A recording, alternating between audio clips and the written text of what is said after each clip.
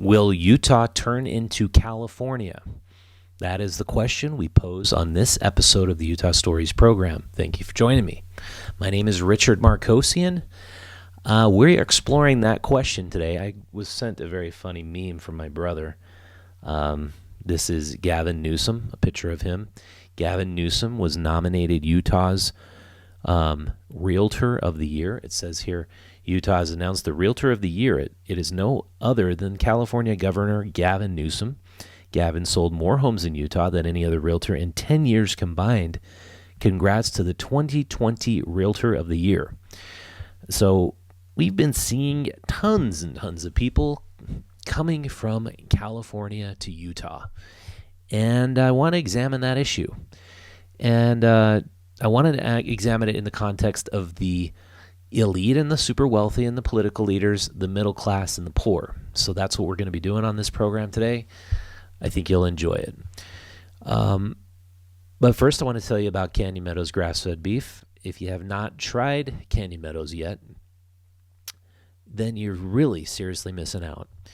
And it is the most tender, delicious, flavorful steaks and beef I've ever had. I've smoked a lot of different kinds of meat in my day. I love smoking meat. If you follow us on Instagram, you're going to see that. Nothing is better than Canyon Meadows. I made them my sponsor by telling them I love your product. I'd love to sell your product. I used to sell meat door to door as a teenager. I find this product amazing, and I'm good at selling meat. And their business was booming last year. However, they're not sure if it was because of this podcast. So, folks, go order your next box of steaks, ribeyes, briskets, T-bones, ground beef. Get it all from Canyon Meadows, cmrbeef.com, and tell them you found out about them from this podcast. Give us the credit, please. Support our content and this program by doing that. cmrbeef.com, mention Utah Stories. Okay, so Utah's housing and real estate boom are great for some businesses. I'm not denying that, such as developers, real estate companies, and of course, politicians, because they're filling our coffers full of unprecedented amounts of property tax revenue. The tsunami of new residents is mostly attracted to filling the open positions in Utah's burgeoning tech sector. However, this boom is not helping non-tech workers, middle-class workers, who make up 76% of Utah's workforce. So Utah's political leaders cheer on the economic boom with the huge increases in tax, but this booming economy is not helping Utah's middle class or small business owners, just as it's not helped small business owners in San Francisco or Seattle where other tech booms have occurred. So they're making housing far less affordable for average Utahns. That's all that's really happening now, and making housing our number one and most expensive cost of living more expensive for more people. And this is not being addressed. This is not a problem being addressed by our political leaders. I'll show you this article first. So look here at this graph. This is KSL. This is the compensation difference from people who work in the tech industry compared to other industries. Tech industry employees get $106,000 a year on average. The average median wage, if you take out the tech sector, is only $58,000 in Utah. The reason why this is so 18% of our GDP, $30 billion comes directly from the tech sector. Get a lot of tax revenue, $2.5 billion. In terms of total employment and wages in the private sector, no state with an economy of Utah's size had a larger tech industry. This report reads.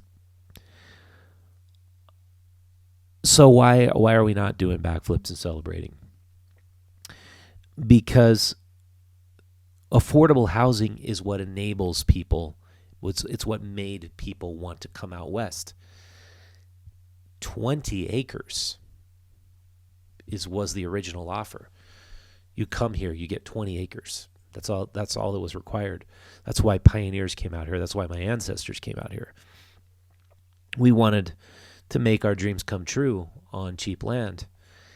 And now that land is disappearing. And it's disappearing to people who came from California, whose liberal Marxist policies drove them out in the first place. I'm going to illustrate that for you now. So California, the Los Angeles Times is now reporting on owning up to the problem. California's exodus intensifies as retirees, teachers, musicians seek cheaper, less crowded pastures. The most interesting part of this story is about a gay couple with 3 children who moved to Arkansas, where they are now surrounded by Trump supporters. This man says, "I felt like I could breathe again," said Rubio, 35. "It was the first time I felt at home." Rubio's lived all over the world, growing up in Salvadorian countryside before fleeing the violence there for New York's Long Island. The Army took him to Virginia, Iraq, Kuwait, back to New York. He met Scott. They moved to LA for Scott's job, fell in love with the beaches, the diverse cuisine, but the negatives were wearing on them. Rubio liked the small town feel and open landscapes of Arkansas, and students there were attending school in person. He found a job as a special education mouse supporter. Their kids, 11, 13, 17, have quickly made friends, classes and sports, and proceeding in person despite the pandemic. They love their house on a 1.5-acre wooded land, squeaky staircase, stonework on the exterior, twice as much square footage as they had in Long Beach, making their monthly mortgage payment of $3,000. He's saying, everybody vote for President Trump.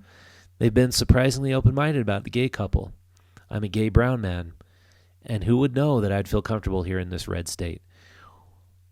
I really want, especially our mayor and the city council, to somehow hear this. It's the affordable housing policies that have made Utah great and made Utah a place where people want to live and start businesses. For example, I would have never been able to start a business had I not been able to find an affordable house when I was 19 years old. I worked in the corporate world for 8 years. I started my business when I was 28 years old because I had affordable housing and I could fill up my house full of renters and focus my capital on my business. This wouldn't be possible today. I want to show you some home prices. I've never seen anything like this before. I want to look at all the home prices. This is insane. 84111, 28% increase, average home price $416,000. 84109, this is where I bought my home when I was 19 for $120,000. 1995, I bought my home for $120,000. Now the average home is $605,000. That's a 26% increase over last year. It's insane. You can't afford to buy a home in Salt Lake unless you're making tons of money. This should be examined as a negative. Instead, our politicians are examining it as a massive positive. The catering to tech companies, branding Utah County as Silicon Slopes as what, and of course, selling our well-educated workforce is what has brought so many excellent Fortune 500 NASDAQ companies to Utah County. But let me tell you this. I exited the corporate world, the corporate tech world 15 years ago. My wife exited the corporate sort of tech world. She has a PhD in physics. She's a physics researcher. She got out about 5 years ago. We've never looked back. It's like the dream is to own your own business. The dream is to be able to start your own business and pay off your house. There's no better sense of security than paying off your house and you having no mortgage. That's what people want. That's not what the government's providing. The government is doing what they can to provide more money to their coffers, less money in home equity for Well, new first-time home buyers. I suppose everybody can say, oh, we have so much more home equity now. You can tap that equity if you want from the home equity loan, but you got to pay off that loan. It doesn't make anybody richer. So I want to point out how these conditions, these exact same conditions, catering to this tech economy, is what produces the housing crises in Los Angeles, San Francisco, and Seattle. And it turned these cities into great for the elite and wealthy tech employees, luxury living, while shuttering out the middle class and creating a low subsistence living for homeless people all over the place.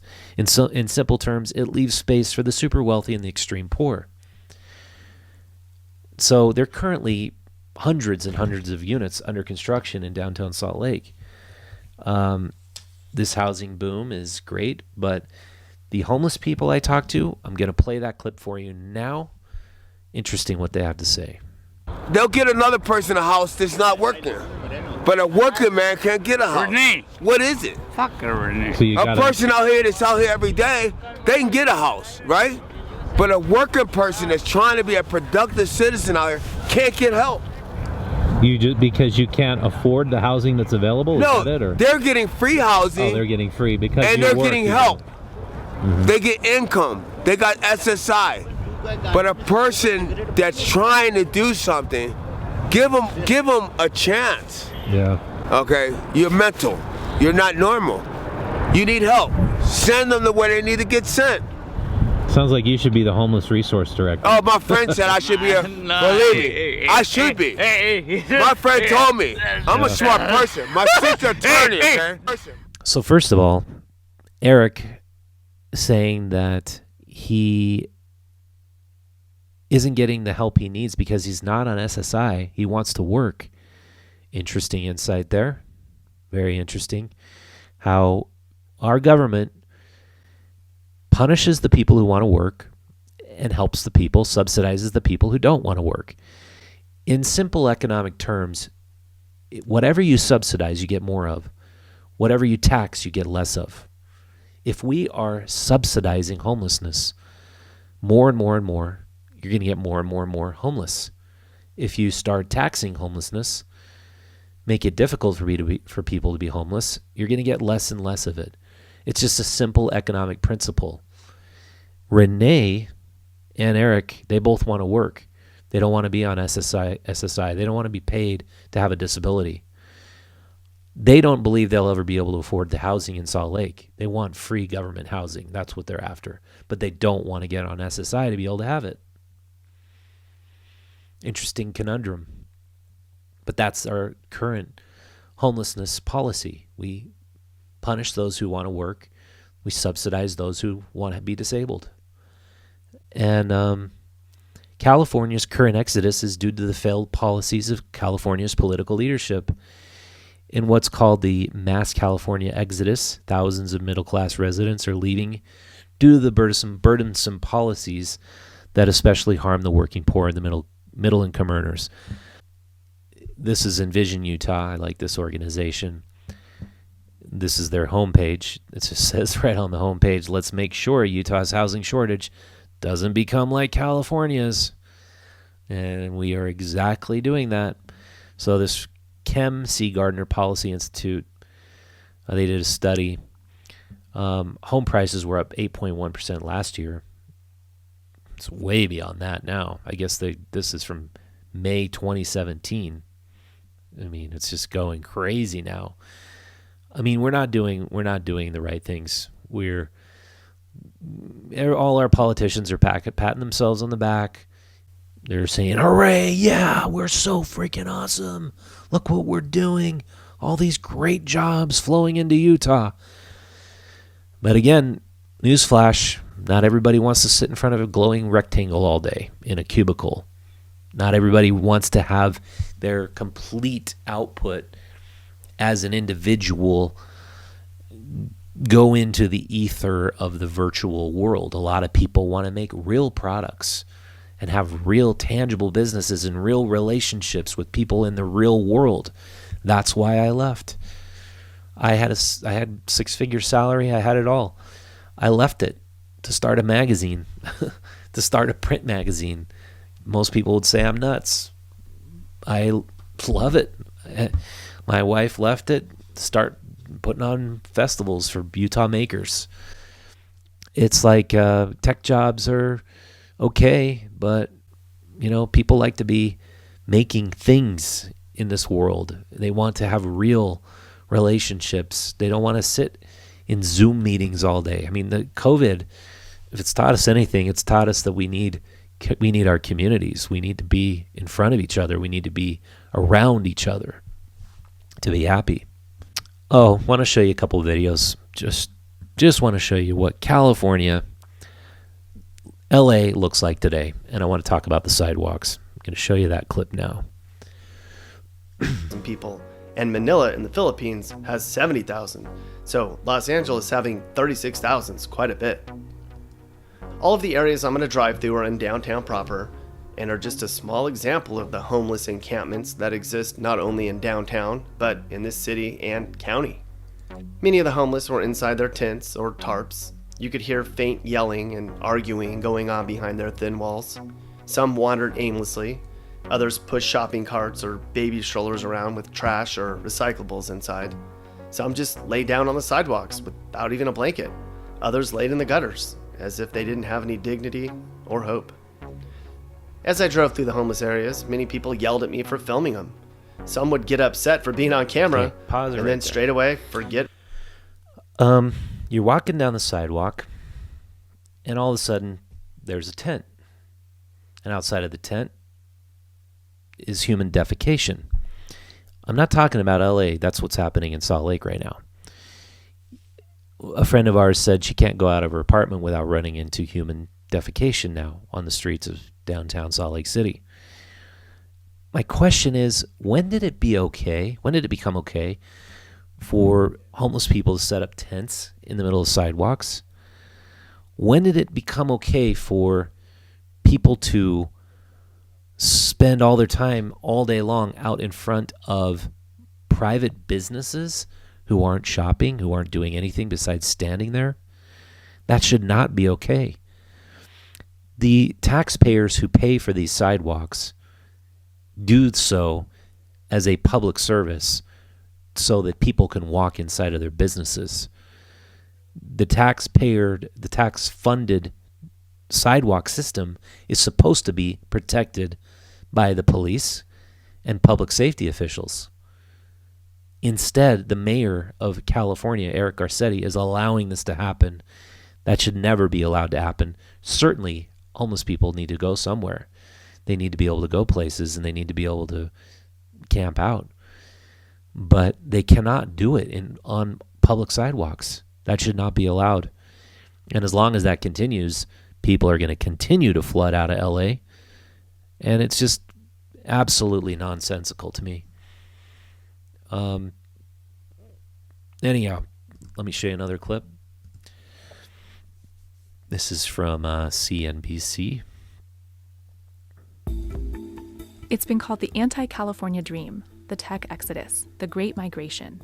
Between 2008 and 2019, 18,000 companies have left California for more tax and regulatory friendly states. Dom, we're talking about Elon Musk moving from California to Texas. Oracle saying they are changing their corporate headquarters from Redwood Shores, California to Austin, Texas. And while it may be an overstatement to say California is hemorrhaging people, some of California's wealthiest residents, like Elon Musk, are leaving too. California has to realize that eventually all of the anti-business laws and regulations they passed, we're going to catch up with. Okay. I took this amazing history class when I was at the community college. I had this amazing teacher, and he explained the world extremely well. And he said, California is the economic, political, and cultural leader of the United States and in a large part of the entire world. California has always produced the blockbuster movies, blockbuster sound, music, produced the most technology. California has been the incubator of creativity, of most of the world for decades. And to see that Silicon Valley is just uprooting and moving to Texas, it's just incredible. Especially Tesla has become the most valuable car maker in the world, and they're doing incredible things. Elon Musk just moved to Austin. They're keeping their factory in California, but they're moving their headquarters to Austin. So is Oracle. The podcasters I listen to the most, Ben Shapiro, Joe Rogan, Tim Pool, they're all gone. They're all moving out of the big, blue cities, moving into red places. I don't want to sound like I'm just like hating on Democrats.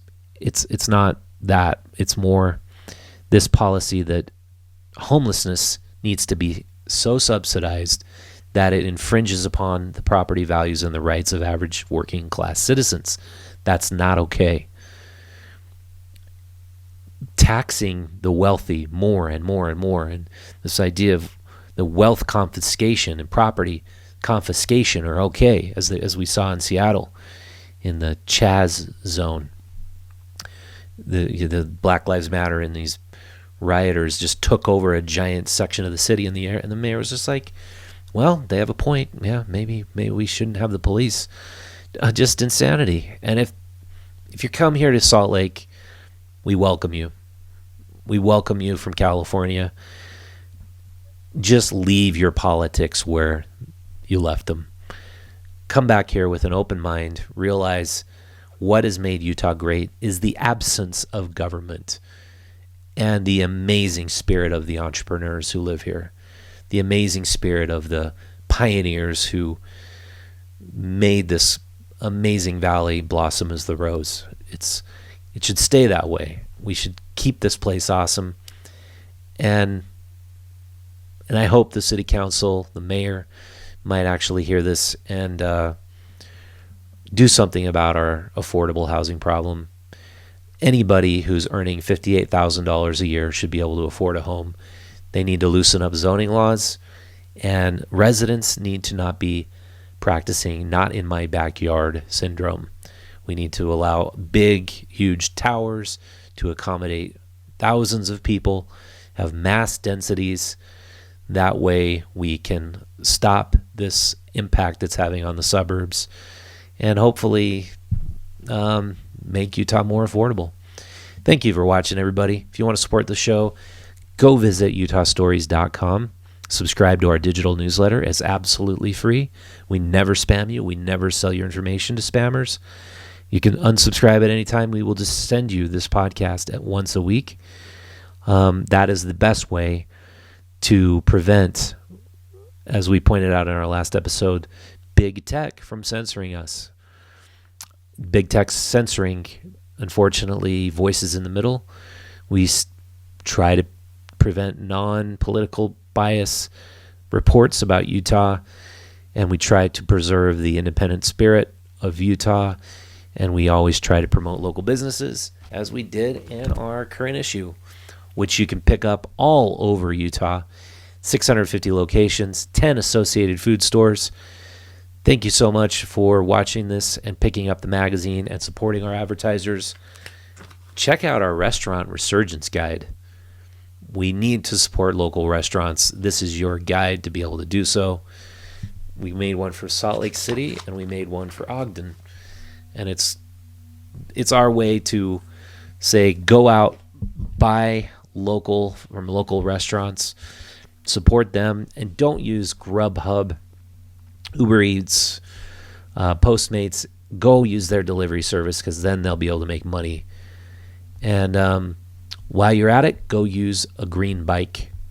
Green Bikes is a Salt Lake City partnership between UTA, Green Bikes, and Select Health to get more drivers off the road and get more bikers on tracks and trains. They have used one of their 38 stations all along the Wasatch Front, especially in Salt Lake City.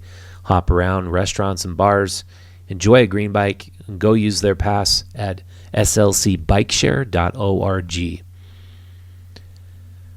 Coming up on this podcast, we have a lot of awesome guests. We're going back to the studio again. We're going to have guests talking about the Jordan River Trail and the Jordan River Conservation area. We had that one in the can. We're going to record it with Soren Simonson again, hopefully, and Ari Bruning from Envision Utah.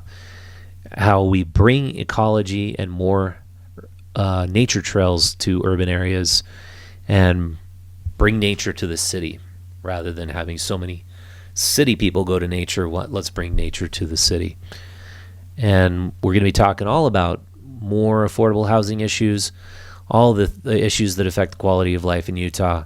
I'm excited to have this program and have Utah Stories back to being in print every month. We got off track. We had to go to every other month. We're now back on track with every month, and we're working on our March beer issue. If you want to subscribe to the magazine, it's $2. So thanks for watching. Have a great weekend.